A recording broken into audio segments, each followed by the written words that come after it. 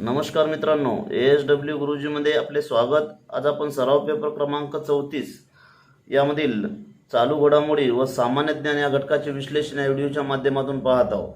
हा जो paper set आहे मित्रांनो, यामध्ये चालू घडामोडीचे सविस्तर विश्लेषण आपण यामध्ये पाहत आहोत आणि हे जी चालू घडामोडी किंवा सामान्य ज्ञान आहे हे शिक्षक भरती, आरोग्य भरती, पोलीस भरती व इतर सर्व स्पर्धा परीक्षेकरता अतिशय महत्त्वाची आहे आणि विश्लेषणात्मक आहे।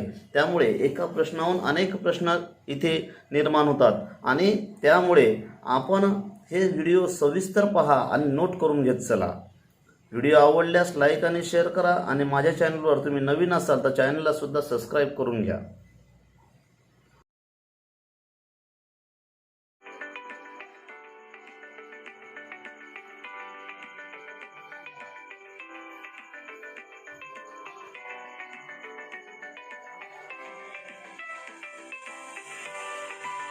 तर मित्रांनो, पहिला प्रश्न होता इथे की भारताचे युनेस्कोच्या वारसा यादीत किती वारसा स्थळे आहे। पर्याय पहिला 36, दुसरा आहे 37, तिसरा आहे 38 आणि चौथा 39। तर मित्रांनो, भारताच्या युनेस्कोच्या वारसा यादीत एकूण 39 स्थळांचा समावेश आहे। आता हे 39 स्थळ आणि त्याविषयी माहिती आपण या व्हिडिओच्या माध्यमातून पाहूया मित्रांनो। तर इथे पहा मित्रांनो, युनेस्कोच्या वारसा यादीतील भारताची स्थळे, भारतात एकूण 39 जागतिक वारसा स्थळे आहेत। त्यामध्ये 31 सांस्कृतिक 7 नैसर्गिक ठिकाणे आहे आणि एक मिश्र ठिकाण आहे। मिश्र ठिकाण जे आहे मित्रांनो ते कांचनगंगा। सर्वाधिक जागतिक वारसा स्थळे असणाऱ्यामध्ये भारत हा 6व्या क्रमांकाचा देश आहे, लक्षात ठेवा। नुकतेच तेलंगणामध्ये वारंगळ मधील पालमपेट येथे रामप्पा मंदिर या नावाने ओळखल्या जाणाऱ्या रुद्रेश्वर मंदिराला जागतिक वारसा स्थळ म्हणून युनेस्कोने मान्यता दिली। हे लक्षात ठेवा, जागतिक वारसा स्थळ या वर्षीचं कोणतं तर रामप्पा मंदिर। हे कुठे आहे तर तेलंगणामध्ये आहे, लक्षात ठेवा।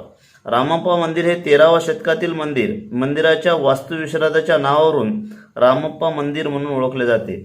जे वास्तुविशारद होते रामप्पा याच्या नावावरूनच हे मंदिर ओळखले जाते, रामप्पा मंदिर।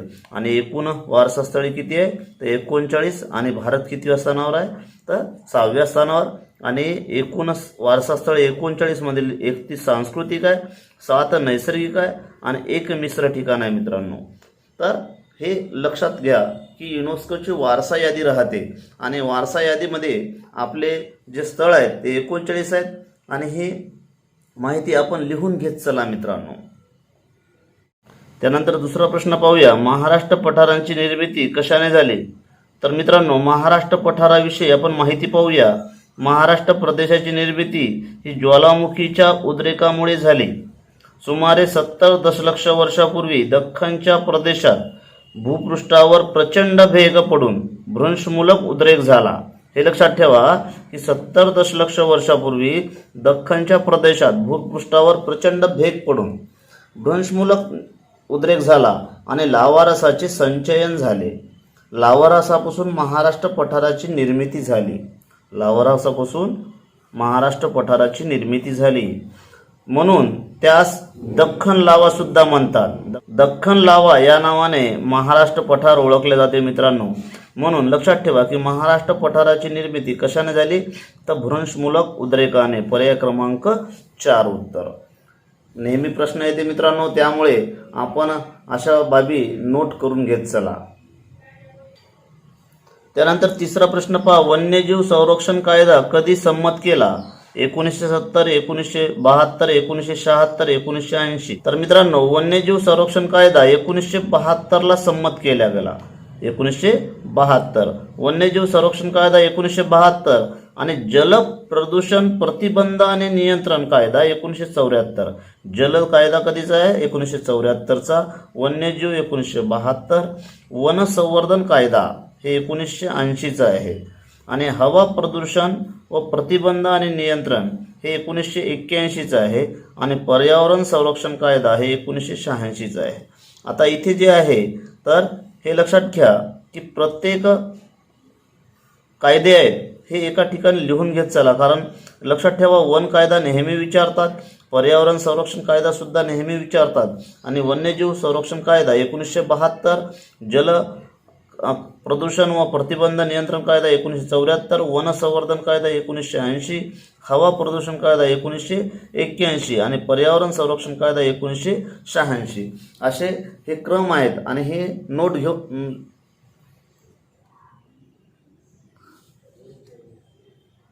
आणि असे जे कायदे आहेत ते नोट करून घेत चला मित्रांनो. त्यानंतर चौथा प्रश्न पहा, खालीलपैकी कोणती नदी अरबी समुद्राला मिळत नाही? अरबी समुद्राला मिळत नाही कोणती नदी? तर मित्रांनो पहा, तापी नदी ही सुरतजवळ मिळते अरबी समुद्रास. दमनगंगा, सावित्री ह्या कोकणातील नद्या आहे मित्रांनो. हे सह्याद्री पर्वत आणि कोकणातील नद्या जे आहे ते पश्चिम दिशेकडे वाहतात, म्हणून लक्षात ठेवा की हे सगळ्या अरबी समुद्राला मिळतात कोकणातल्या नद्या. तर तापी नदी ही जी आहे ती सुरतजवळ मिळते अरबी समुद्रास. सावित्री नदी सुद्धा अरबी समुद्रास मिळते. दमनगंगा सुद्धा नदी ही अरबी समुद्रास मिळते. परंतु कावेरी नदी जी आहे ती बंगालच्या उपसागरास मिळते मित्रांनो. म्हणजेच पर्याय क्रमांक 3 उत्तर असेल. त्यानंतर पाचवा प्रश्न पहा, खालीलपैकी कोणती नदी गोदावरी नदीची उपनदी नाही? इंद्रावती, मांजरा, प्रवरा आणि इंद्रायणी. तर मित्रांनो हे लक्षात घ्या की गोदावरी नदीविषयी आपण माहिती पाहूया. उगम जो आहे ते त्र्यंबकेश्वर नाशिक जवळ होतो. एकूण लांबी जी आहे भारतातली 1450 किमी आणि महाराष्ट्रातली लांबी 668 किमी आहे. गोदावरी खोऱ्याने महाराष्ट्राचे 49% क्षेत्र व्यापलेले आहे. हे खूप महत्त्वाचं आहे की गोदावरी नदीने किती टक्के क्षेत्र व्यापलेले आहे? ते 49% क्षेत्र महाराष्ट्राचे व्यापलेले आहे गोदावरी नदीने.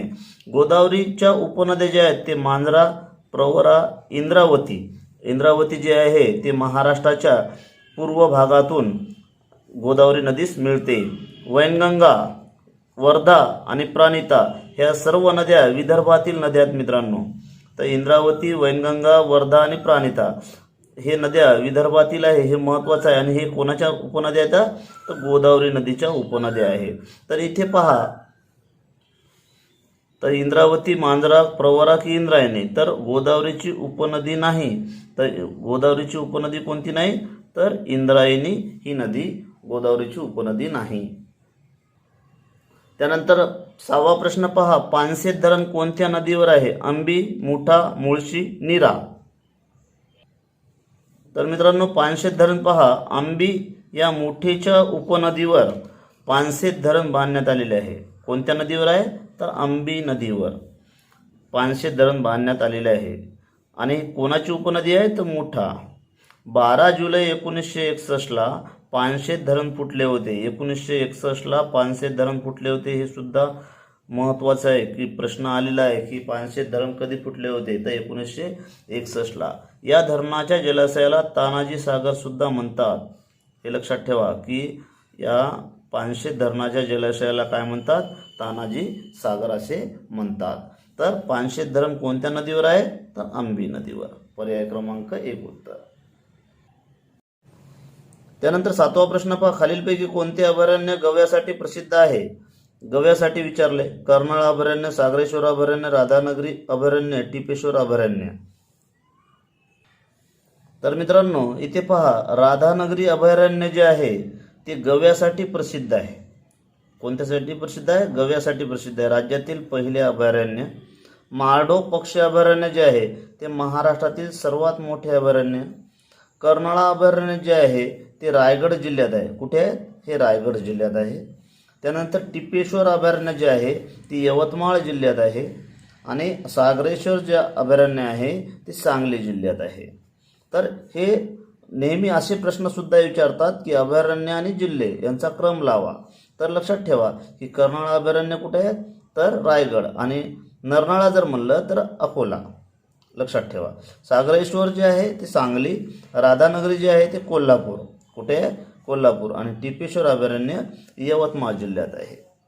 तर खालीलपैकी कोणते अभयारण्य गव्यासाठी प्रसिद्ध आहे? तर राधानगरी अभयारण्य हे गव्यासाठी प्रसिद्ध आहे मित्रांनो.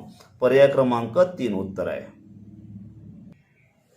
त्यानंतर 8वा प्रश्न पहा, युनेस्कोने कोणत्या विद्यापीठात जगातील सर्वात मोठ्या विद्यापीठाचा दर्जा दिला आहे? पहिला पर्याय इंदिरा गांधी मुक्त विद्यापीठ दिल्ली, यशवंतराव चव्हाण मुक्त विद्यापीठ नाशिक, वसंतराव नाईक मुक्त विद्यापीठ, टिळक महाराष्ट्र विद्यापीठ. तर मित्रांनो, युनेस्कोने जगातील सर्वात मोठ्या विद्यापीठाचा दर्जा ही इंदिरा गांधी मुक्त विद्यापीठाला दिला आहे. इथे जे तिसरा ऑप्शन आहे वसंतराव नाईक मुक्त विद्यापीठ, तर लक्षात ठेवा वसंतराव नाईक मुक्त विद्यापीठ नसून ती कृषी विद्यापीठ आहे, हे लक्षात ठेवा. कृषी विद्यापीठ कोणतं, तर परभणी. याला नामकरण झाले वसंतराव नाईक कृषी विद्यापीठ परभणी. हे सुद्धा लक्षात ठेवा की आता जे काही विद्यापीठाची नावं बदललेली आहेत ते सुद्धा आपण लक्षात ठेवा. सोलापूर विद्यापीठ, पुणे विद्यापीठ यांची नावं आपण सुद्धा एका डायरेक्ट लिहून घेत चला मित्रांनो. तर इंदिरा गांधी मुक्त विद्यापीठ याला आपण इग्नू सुद्धा म्हणतो. याला काय म्हणतो आपण, इग्नू. भारतीय संसदेच्या कायद्याद्वारे सप्टेंबर 1985 मध्ये याची स्थापना करण्यात आली. प्रश्न विचारते की इंदिरा गांधी मुक्त विद्यापीठाची स्थापना कधी झाली, ते 1985 मध्ये झाले. आणि याचं मुख्यालय कुठं आहे, नवी दिल्ली येथे. हे विद्यापीठ भारतातील मुक्त व दूरस्थ शिक्षणाची सोय असलेले राष्ट्रीय केंद्र असून दूरस्थ शिक्षणात जगात अग्रेसर आहे. लक्षात ठेवा. आणि याचं मुख्यालय कुठे आहे, तर नवी दिल्ली. आणि याचं इंदिरा गांधी मुक्त विद्यापीठाची स्थापना कधी झाली, सप्टेंबर 1985. आता तुम्ही मला कमेंट्स करून पाठवा मित्रांनो की यशवंतराव चव्हाण मुक्त विद्यापीठची स्थापना कधी करण्यात आली. त्यानंतर 9वा प्रश्न पहा, खालीलपैकी कोणता देश ब्रिक्स समूहाचा सदस्य नाही. प्रश्न नाही विचारलाय. रशिया, चीन, दक्षिण आफ्रिका, दक्षिण कोरिया. तर ब्रिक्स राष्ट्राविषयी माहिती पाहूया. जगातील 5 विकसनशील राष्ट्राचा समावेश या ब्रिक संघटनामध्ये होते. लक्षात ठेवा, जगातील 5 विकसनशील राष्ट्राचा समावेश. ज्याप्रमाणे G7 हे प्रगत राष्ट्राचा समूह आहे, त्याचप्रमाणे हे 5 विकसनशील राष्ट्राचा समूह जे आहे ते ब्रिक्स आहे. Brazil B, Russia R, India I, C China आणि S साऊथ आफ्रिका. तर मित्रांनो, ब्रिक्स जे आहेत इथे कोणकोणते देश आहेत, ब्राझील, रशिया, भारत, चीन आणि दक्षिण आफ्रिका. याला ब्रिक्स असे म्हणतात. आता या पर्यायात कुठे लक्षात ठेवा की ब्रिक्स या समूहाचा सदस्य कोणता नाही, तर दक्षिण कोरिया नाही. 2009 मध्ये या ब्रिक्स समूहाची स्थापना करण्यात आली.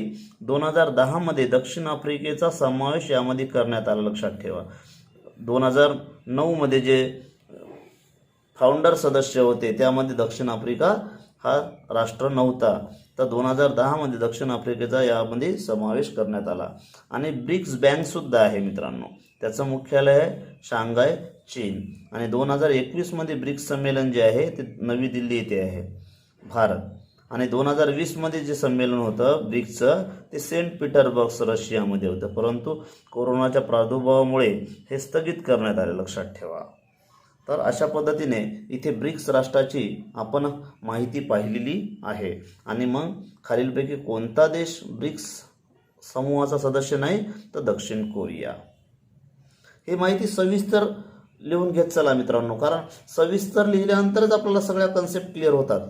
नाही तर मग ब्रिक्स आहे काय, नंतर त्यामध्ये कोणकोणते देश आहेत, त्यामध्ये जगातील लोकसंख्या 42% आहे. लक्षात ठेवा मित्रांनो, या 5 राष्ट्राची लोकसंख्या किती आहे, तर 42% आहे. आणि GDP मध्ये वाटा आहे 20%. तर हे सुद्धा महत्त्वाचं आहे. ब्रिक्स बँकेचं मुख्यालय कुठे आहे, तर शांघाय, चीनला. आणि नुकते संमेलन कुठं झाले, तर ब्रिक्सचं संमेलन नवी दिल्ली येथे झालं. तर अशा पद्धतीने सविस्तर माहिती पाहिल्यावर आपल्याला हे प्रश्न खूप सोपं वाटते जेव्हा ही पूर्ण माहिती पाहिली. तर 1 लाईन सेंटेन्स तुम्ही कमीत कमी अभ्यास करत जा. सविस्तर एखाद्या बाबीची माहिती घेताना सविस्तर माहिती घेत चला. त्यानंतर 10वा प्रश्न पहा, खालीलपैकी कोणती भाषा अभिजात भाषा नाही, तमिळ, तेलुगू, ओडिया, बंगाली. तर मित्रांनो, अभिजात भाषा याविषयी माहिती पाहूया. एकूण अभिजात भाषा आहेत 6. एकूण किती भाषा आहेत अभिजात? 6. तमिळ, संस्कृत, कन्नड, तेलुगू, मल्याळम आणि ओडिया. हे लक्षात ठेवा.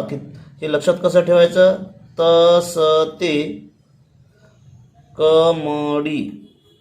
हे ट्रिक्स लक्षात ठेवले मित्रांनो. तर आपण बऱ्याचपैकी आपण साही भाषा लक्षात ठेवू. पहा, तमिळ, संस्कृत, तेलुगू, कन्नड, मल्याळम आणि ओडिसाचा डी. तसं ते कमडी. तर तमिळ, संस्कृत, कन्नड, तेलुगू, मल्याळम आणि ओडिया ह्या भाषा अभिजात भाषा म्हणून ओळखल्या जातात. एकूण किती भाषा आहेत? तर 6. आणि प्रथम अभिजात भाषा जी आहे ती तमिळ आहे. अभिजात भाषा दर्जा देण्यासाठी जे क्रायटेरिया आहे, निकष आहेत, ते 1500 ते 2000 वर्ष जुनी असावी. 1500 ते 2000 वर्ष जुनी असावी. मराठीला अजून अभिजात भाषेचा दर्जा दिलेला नाही. हे सुद्धा महत्त्वाचं आहे की मराठी भाषेला आजपर्यंत अभिजात भाषेचा दर्जा दिलेला नाही. मराठी भाषेला अभिजात भाषेचा दर्जा मिळावा म्हणून रंगनाथ पठारे ही समिती राज्य सरकारने स्थापन केली. लक्षात ठेवा, प्रश्न नेहमी येते की मराठी भाषेला अभिजात भाषेचा दर्जा मिळावा म्हणून कोणती समिती स्थापन केली? तर रंगनाथ पठारे ही समिती राज्य सरकारने स्थापन केली. आणि अभिजात भाषेचा दर्जा मिळवण्यासाठी कोणता निकष आहे? तर 1500 ते 2000 वर्ष जुनी असावी ती भाषा. आणि प्रथम अभिजात भाषा कोणती? तर तमिळ. तर एकूण किती अभिजात भाषा आहेत मित्रांनो? तर 6. तमिळ, संस्कृत, कन्नड, तेलुगू, मल्याळम आणि ओडिया. तर खालीलपैकी कोणती अभिजात भाषा नाही? तर बंगाली भाषा ही अभिजात भाषा नाही. पर्याय क्रमांक 4 उत्तर. त्यानंतर 11वा प्रश्न पहा. खालीलपैकी अयोग्य संयुक्त लष्करी सराव सांगा. संयुक्त लष्करी सराव सांगा. संप्रती भारत बांगलादेश, इंद्रधनुष्य भारत ब्रिटन, सूर्यकिरण भारत श्रीलंका आणि चौथा आहे वरुण भारत फ्रान्स. तर मित्रांनो, काही संयुक्त लष्करी कवायत आहेत ते आपण पाहूया. मैत्री लष्करी सराव जे आहे ते भारत थायलंडमध्ये होतो. हँड इन हँड लष्करी सराव जे आहे ते भारत चीन. इंद्रधनुष्य हवाई दल आहे, हे काय? हवाई दल सराव जे आहे ते भारत इंग्लंड. सूर्यकिरण लष्करी सराव जे आहे ते भारत नेपाळ. आणि इथे कोणतं दिलेलं आहे? सूर्यकिरण भारत श्रीलंका. म्हणजे अयोग्य जोडी कोणती असेल? पर्याय क्रमांक 3 सूर्यकिरण भारत श्रीलंका हे अयोग्य आहे. मग योग्य कोणतं आहे? तर भारत नेपाळ. सूर्यकिरण लष्करी सराव हे कोणादरम्यान होते? तर भारत नेपाळ. संप्रती नौदल सराव जे आहे ते भारत बांगलादेश. हे सुद्धा महत्त्वाचं आहे. वेळोवेळी प्रश्न पेपरमध्ये विचारतात मित्रांनो. संयुक्त लष्करी सराव आणि त्यास भारत आणि सोबतचे देश. तर हे खूप महत्त्वाचा प्रश्न आहे, नोट डाऊन करा. आणि महत्त्वाचं आहे की यासंबंधी वेळोवेळी प्रश्न पेपरमध्ये विचारले जातात. वरुण नौदल सराव जे आहे ते भारत फ्रान्स. वरुण नौदल सराव हे नौदल आहे, लक्षात ठेवा, हे नौदल आहे. संप्रती नौदल सराव आहे, वरुण नौदल सराव आहे. आणि मैत्री लष्करी सराव आहे. आणि इंद्रधनुष्य हवाई दल सराव आहे. हे सुद्धा खूप महत्त्वाचं आहे की कोणता सराव आहे. सागरमाथा लष्करी सराव जे आहे ते नेपाळ आणि चीन यांच्या दरम्यानचा सागरमाथा लष्करी सराव आहे. तर संप्रती भारत बांगलादेश. इंद्रधनुष्य जे आहे ते भारत ब्रिटन. वरुण आहे ते भारत फ्रान्स. आणि सूर्यकिरण जे आहे ते भारत नेपाळ यांच्या दरम्यान संयुक्त लष्करी सराव होत असतो. तर हे सुद्धा महत्त्वाचं आहे की संयुक्त लष्करी सराव कोणत्या देशासोबत आपले आहेत आणि होतात. तर हे पेपरच्या दृष्टिकोनातून महत्त्वाचं आहे मित्रांनो. त्यानंतर 12वा प्रश्न पहा. राष्ट्रपती निवडणुकीत खालीलपैकी कोणाचा सहभाग नसतो? लोकसभा सदस्य, राज्यसभा सदस्य, विधानसभा निर्वाचित सदस्य की सर्व विधान परिषद सदस्य. तर मित्रांनो, लक्षात ठेवा की राष्ट्रपती निवडणुकीत सर्व विधान परिषद सदस्य यांचा समावेश होत नसतो. म्हणजेच पर्याय क्रमांक 4 उत्तर असेल. त्यानंतरचा प्रश्न पहा मित्रांनो. 13वा प्रश्न. फेरस सल्फेटलाच म्हणतात ग्रीन व्हिट्रॉल, ब्ल्यू व्हिट्रॉल, व्हाईट व्हिट्रॉल की येलो व्हिट्रॉल. तर लक्षात ठेवा मित्रांनो, फेरस सल्फेट F आहे, तर त्याच्याजवळचा G ग्रीन व्हिट्रॉल. फेरस सल्फेटलाच काय म्हणतात? ग्रीन व्हिट्रॉल, F आणि इथे G. आता ब्ल्यू व्हिट्रॉलला काय म्हणतात? तर बीच्या समोर कोणता? तर इथे C. आणि व्हाईटच्या नंतर Z. व्हाईट व्हिट्रॉललाच झिंक सल्फेट म्हणतात. काय म्हणतात? Zinc sulphate. आणि ब्ल्यू व्हिट्रॉलला काय म्हणतात? Copper sulphate. काय म्हणतात? Copper sulphate. तर क्षार आणि व्यावहारिक नाव पाहूया. Ferrous sulphate, green vitriol. पहा, फेरसचा F आणि ग्रीनचा G, हे लक्षात ठेवायचं, F G. नंतर copper sulphate, blue vitriol, C आणि इथे B, हे जवळजवळ लक्षात ठेवा. आणि झिंक सल्फेट Z आणि व्हाईट विट्रॉल W. पहा, FGCB आणि ZW. हे आपल्याला जर आठवलं नाही तर ब्ल्यूच्या बाजूला कोणता आहे? C, तर कॉपर. ग्रीन विट्रॉल म्हणजेच काय? तर GF. आणि इथे व्हाईट विट्रॉल म्हणजेच झिंक सल्फेट.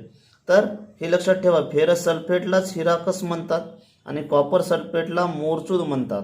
आणि कॅल्शियम सल्फेट जे आहे ते काय? जिप्सम म्हणतात त्याला. कॅल्शियम सल्फेटला जिप्सम म्हणतात. तर इथे फेरस सल्फेटलाच काय म्हणतात मग? FG म्हणजे ग्रीन विट्रॉल. पर्याय क्रमांक 1 उत्तर. त्यानंतरचा प्रश्न पाहूया मित्रांनो. स्टेनलेस स्टीलमध्ये कोणते घटक असतात? तर मित्रांनो, स्टेनलेस स्टीलमध्ये कोणते घटक असतात ते सविस्तर माहिती आपण या व्हिडिओच्या माध्यमातून पाहूया. काही संमिश्र आणि घटक याविषयी आपण माहिती पाहूया. मॅग्नेशियम जे आहे ते मॅग्नेशियम आणि ॲल्युमिनियम पासून बनतात. नंतर गन मेटल जे आहेत ते तांब, कथील आणि जस्त. त्यानंतर स्टेनलेस स्टील जे आहे ते निक्रोलोका. लक्षात ठेवा, निक्रोलोका. निकेल, क्रोमियम, लोखंड आणि कार्बन. निक्रोलोका, स्टेनलेस स्टील, निक्रोलोका. म्हणजेच पर्याय क्रमांक कोणता होईल मित्रांनो आपला? तर हे पर्याय क्रमांक 3, निकेल, क्रोमियम, लोखंड आणि कार्बन, निक्रोलोका. पितळ, पिताजी. पितळ, तांबे आणि जस्त. लक्षात ठेवा, पिताजी, पिताजी. पितळ, तांबे, जस्त. ब्रांच, तांबे आणि कथील. जर्मन सिल्वर जे आहे ते तांबे, निकेल, जस्त. यामध्ये कन्फ्यूज होऊ नका. जर्मन सिल्वर आणि गन मेटल. आता गन मेटलमध्ये तांबे, कथील, जस्त आहे, तर जर्मन सिल्वरमध्ये तांबे, निकेल, जस्त आहे. नायक्रोममध्ये निकेल, क्रोमियम, मॅग्नेशियम, लोह. नायक्रोममध्ये निकेल, क्रोमियम, मॅग्नीज आणि लोह असं हे घटक राहते, संमिश्र राहते. तर आपल्याला जे प्रश्न विचारला होता, स्टेनलेस स्टीलमध्ये कोणते घटक असतात? तर निकेल, क्रोमियम, लोखंड आणि कार्बन, निक्रोलोका. निक्रोलोका. पहिले शब्द लक्षात ठेवले की आपल्याला स्टेनलेस स्टीलचे जे कंटेन आहे, संमिश्रामधले घटक आहे, ते आपल्याला समजतात. त्यानंतरचा प्रश्न पहा मित्रांनो. कल्पकम अणुऊर्जा प्रकल्प कोणत्या राज्यात आहे? कोणता प्रकल्प विचारला आहे? कल्पकम अणुऊर्जा प्रकल्प कोणत्या राज्यात आहे? कर्नाटक, आंध्र प्रदेश, तामिळनाडू आणि केरळ. तर मित्रांनो, भारतातील अणुऊर्जा प्रकल्पाविषयी माहिती पाहूया. भारतात तारापूर जो आहे अणुऊर्जा प्रकल्प हा महाराष्ट्रात आहे. त्यानंतर कल्पक्कम जे आहे ते तामिळनाडू राज्यात आहे. नेहमी वेळोवेळी प्रश्न विचारतात मित्रांनो की जोड्या लावा राज्य आणि अणुऊर्जा प्रकल्प.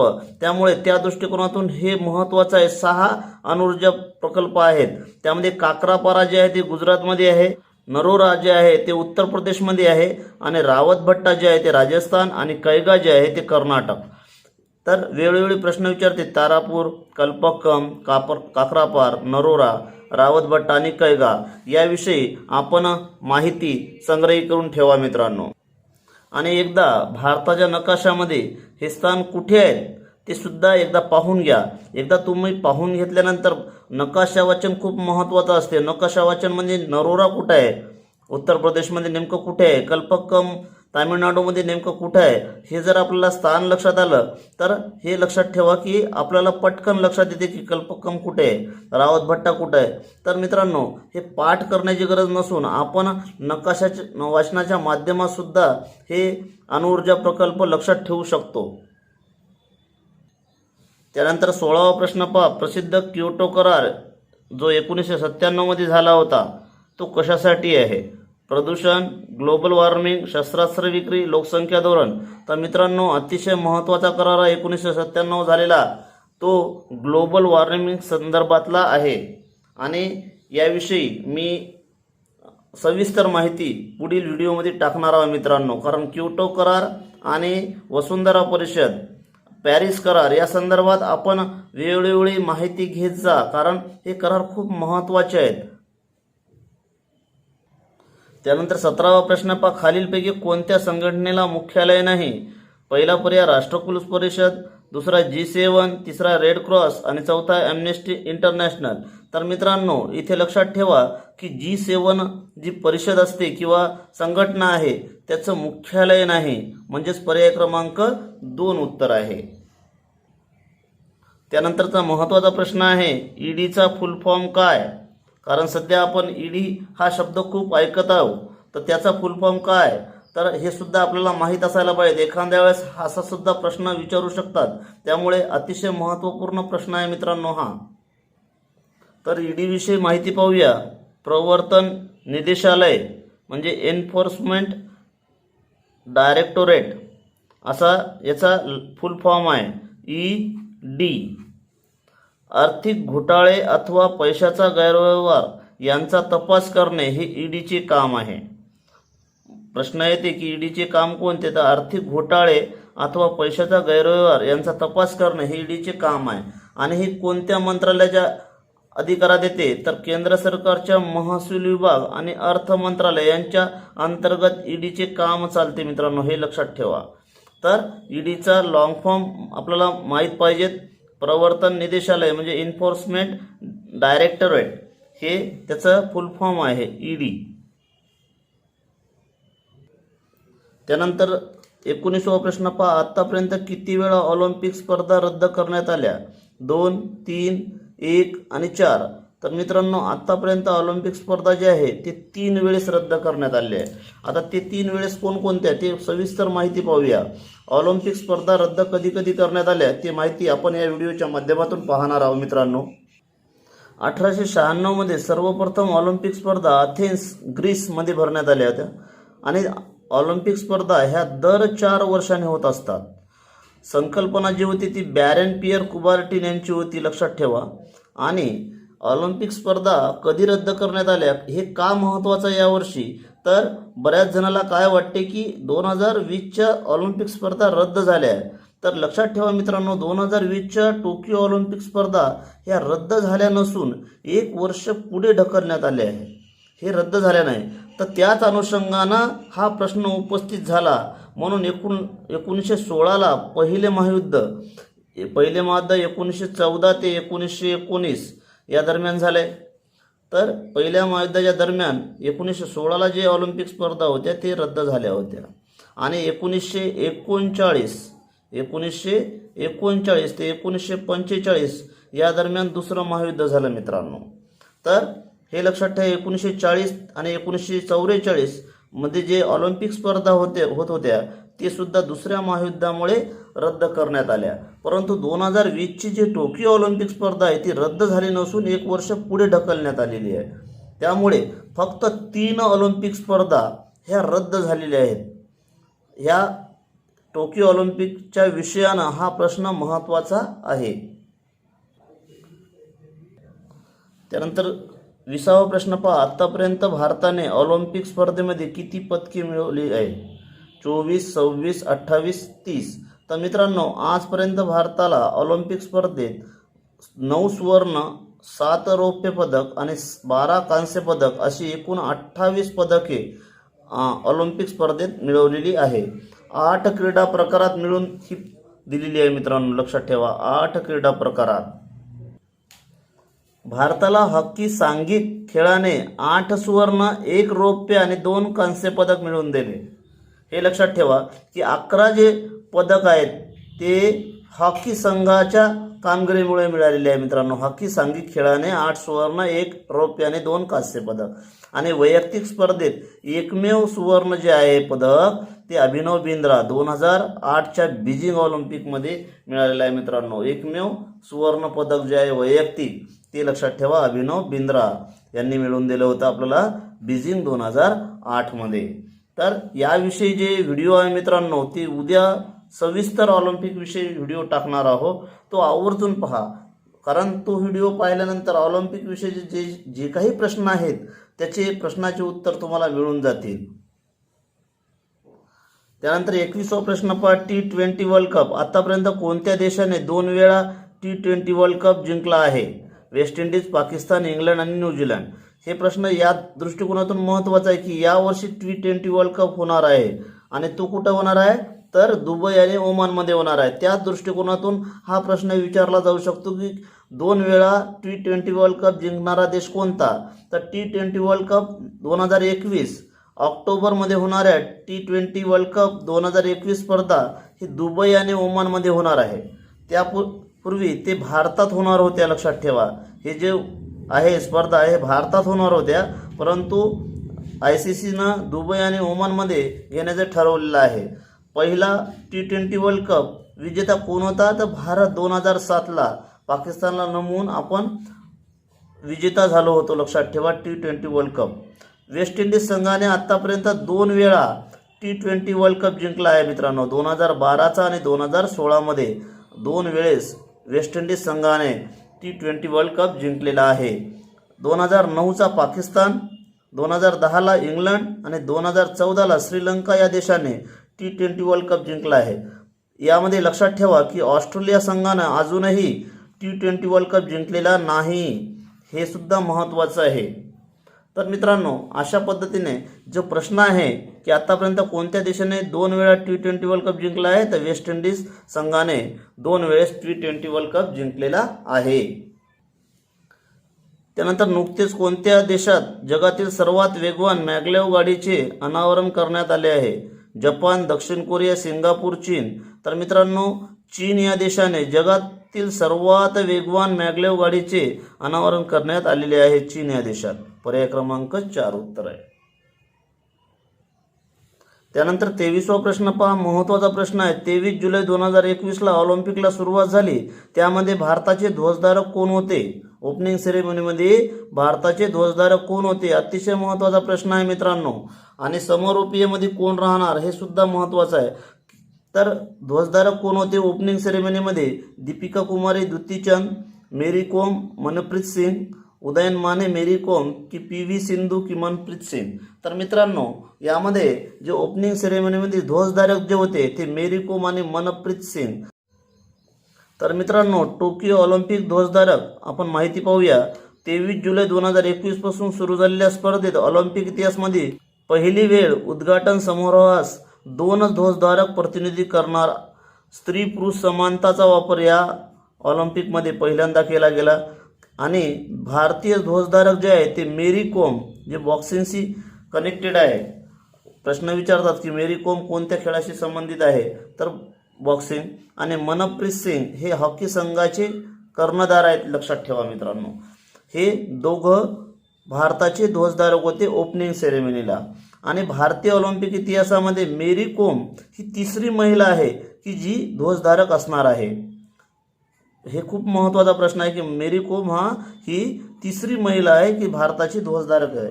याआधी अंजू बॉबी जॉर्ज अथेन्समध्ये 2004ला लॉंग जम्पर होती आणि ती ध्वजधारक होती. त्यानंतर शायनी विल्सन धावपटू होते. 1992च्या बार्सिलोना ऑलिम्पिक स्पर्धेत ध्वजधारक होते. लक्षात ठेवा, म्हणजे मेरी कोम तिसरी आणि अंजू बॉबी जॉर्ज आणि शायनी विल्सन या 2 यापूर्वी ध्वजधारक होत्या. भारतीय ऑलिम्पिक इतिहासात मेरी कोम ही तिसरी महिला आहे ध्वजधारक ओपनिंग सेरेमनीमध्ये. आणि त्या अगोदर अंजू बॉबी जॉर्ज आणि शायनी विल्सन हे जे आहेत 2 महिला हे ऑलिम्पिक स्पर्धेत ध्वजधारक होत्या. त्यानंतर 24वा प्रश्न महत्त्वाचा आहे मित्रांनो. दिग्विजय सिंग झाला यांचे नुकतेच निधन झाले. ते देशाचे पहिले मंत्री होते. पर्यावरण मंत्री, परराष्ट्र मंत्री, अर्थमंत्री की माहिती प्रसारण मंत्री. तर मित्रांनो, दिग्विजय सिंग झाला विषयी आपण माहिती पाहूया. देशाचे पहिले पर्यावरण मंत्री होते. लक्षात ठेवा हे. आणि त्यांचं नुकतंच निधन झालं, त्यामुळे आपल्याला प्रश्न महत्त्वाचा आहे. प्रश्न विचारू शकतात की देशाचे पहिले पर्यावरण मंत्री कोण होते. तर देशाचे पहिले पर्यावरण मंत्री दिग्विजय सिंग झाला यांचे नुकतेच निधन झाले. इंदिरा गांधी यांनी पर्यावरण मंत्रालय सुरू केलं होतं. 1982 ते 84 पर्यंत दिग्विजय सिंग झाला हे पर्यावरण मंत्री बनले. त्यांच्या काळात अनेक राष्ट्रीय उद्यानाची घोषणा सुद्धा करण्यात आली. तर हा प्रश्न खूप महत्त्वाचा बनतो. लक्षात ठेवा की देशाचे पहिले पर्यावरण मंत्री कोण, तर दिग्विजय सिंग झाला. त्यानंतर 25वा प्रश्न पहा, 23 जुलैला तळई या गावात दरड कोसळून 36 जणांचा दुर्दैवी अंत झाला. तलाई हे गाव कोणत्या जिल्ह्यात आहे? बऱ्याच ठिकाणी तलाई आहे, काही ठिकाणी तळई आहे. तर हे प्रोनाऊन्सिएशन पाहून घ्या, तळई आणि तलाई. तर हे 23 जुलैला दरड कोसळून कोकणात जे काही आता नुकताच पाऊस झाला मित्रांनो, त्या ठिकाणी अनेक ठिकाणी दरड कोसळून काही घटना घडलेल्या आहेत. तर त्यामध्ये तळई गावात दरड कोसळून 36 जणांचा दुर्दैवी अंत झाला होता. तर तळई हे गाव कोणत्या जिल्ह्यात आहे? तर रायगड जिल्ह्यात आहे मित्रांनो. तर मित्रांनो, अशा पद्धतीने आपण आज प्रत्येक प्रश्नाचे विस्तृत असे विश्लेषण या व्हिडिओच्या माध्यमातून पाहिले आहे. म्हणजेच आपण जे काही प्रश्न घेतलेले आहे त्याच्या संदर्भाने सर्व काही प्रश्न आपण घेतलेले आहेत मित्रांनो. प्रत्येक ऑप्शन वाईज आपण विचार करून प्रत्येक बाब इथे सांगितलेली आहे. हा व्हिडिओ तुम्हाला नक्कीच आवडला असेल. आवडल्यास लाईक आणि शेअर करा आणि माझ्या चॅनलवर तुम्ही नवीन असाल तर चॅनलला सुद्धा सबस्क्राईब करा. धन्यवाद.